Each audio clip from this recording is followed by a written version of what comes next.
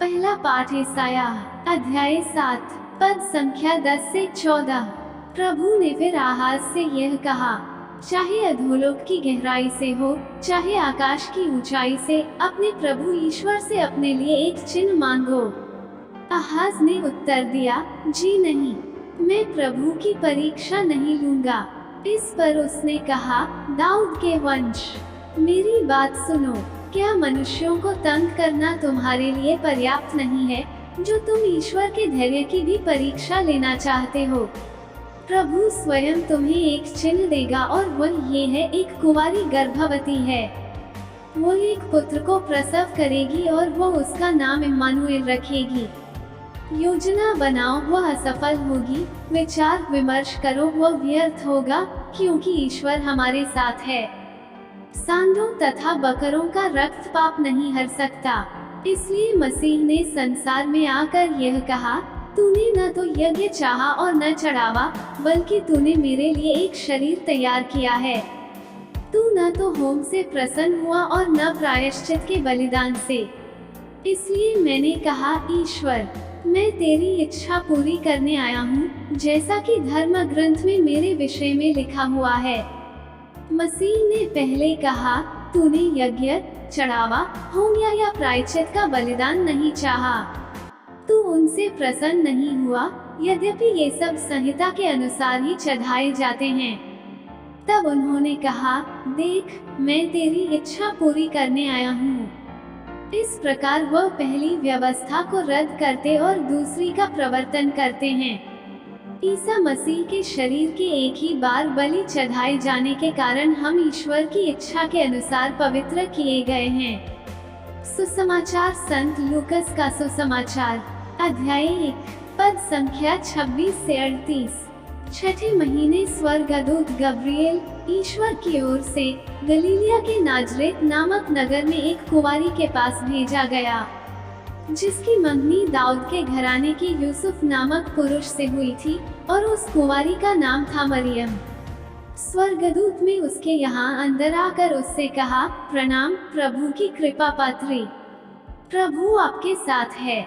वो इन शब्दों से घबरा गई और मन में सोचती रही कि इस प्रणाम का अभिप्राय क्या है। तब स्वर्गदूत ने उससे कहा, मरियम, डरिए नहीं, आपको ईश्वर की कृपा प्राप्त है।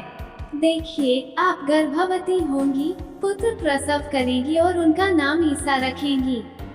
वे महान होंगे और सर्वोच्च प्रभु के पुत्र कहलाएंगे। प्रभु ईश्वर उन्हें उनके पिता दाऊद का सिंहासन प्रदान करेगा। वे याकूब के घराने पर सदा सर्वदा राज्य करेंगे और उनके राज्य का अंत नहीं होगा। पर मरियम ने स्वर्गदूत से कहा, ये कैसे हो सकता है? मेरा तो पुरुष से संसर्ग नहीं है। स्वर्गदूत ने उत्तर दिया, पवित्र आत्मा आप पर उतरेगा और सर्वोच्च प्रभु की शक्ति की छाया आप पर पड़ेगी। इसलिए जो आपसे उत्पन्न होंगे वे पवित्र होंगे और ईश्वर के पुत्र कहलाएंगे। देखिए, बुढ़ापे में आपकी कुटुंबिनी एलिज़ाबेथ के भी पुत्र होने वाला है। अब उसका, जो बांझ कहलाती थी, छठा महीना हो रहा है, क्योंकि ईश्वर के लिए कुछ भी असंभव नहीं है। मरियम ने कहा, देखिए, मैं प्रभु की दासी हूँ, आपका कथन मुझ में पूरा हो जाए। और स्वर्गदूत उसके पास से चला गया। मनन चिंतन। प्रभु ईश्वर जो भी कहता है उसे पूरा करता है। उसके मुख से निकला हर एक शब्द उसके उद्देश्य को पूरा करता है। वो अपनी प्रतिज्ञा को पूरा करने वाला ईश्वर है। उसने आहाज से कहा, वो उन्हें एक चिन्ह देगा और यह एक कुंवारी गर्भवती होगी। वो पुत्र प्रसव करेगी और उसका नाम इम्मानुएल रखेगी, जिसका अर्थ है प्रभु हमारे साथ हैं।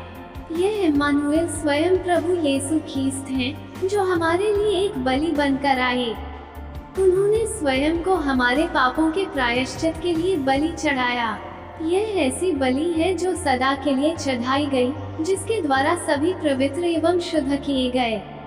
माँ मरियम ने इस इम्मानुएल को इस संसार में लाने हेतु ईश्वर की इच्छा को पूरा करने के लिए तैयार हो जाती हैं। जैसे प्रभु यीशु कहते हैं, देख, मैं तेरी इच्छा पूरी करने आया हूँ, वैसे ही माँ मरियम अपने आप को ईश्वर की इच्छा पूरी करने के लिए हाँ कहती हैं। देखिए, मैं प्रभु की दासी हूँ, आपका कथन मुझ में पूरा हो जाए। आज जब हम प्रभु यीशु के शरीर धारण के रहस्य का त्योहार मनाते हैं, हम प्रभु से विनय करें कि उनकी कृपा से हम भी प्रभु की इच्छा को हमेशा सहर्ष स्वीकार कर पाएं। आमीन।